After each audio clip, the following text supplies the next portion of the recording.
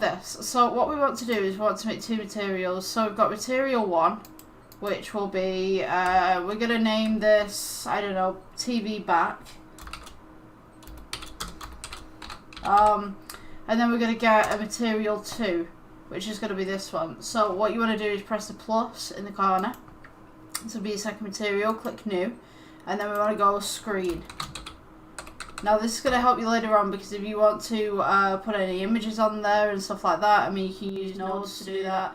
At the moment I'm just doing the basic shape of a TV, so let's assign that. So that will be your screen. So now your screen on modern TVs is quite dark, so you just want to assign it, and we should have something like that. No.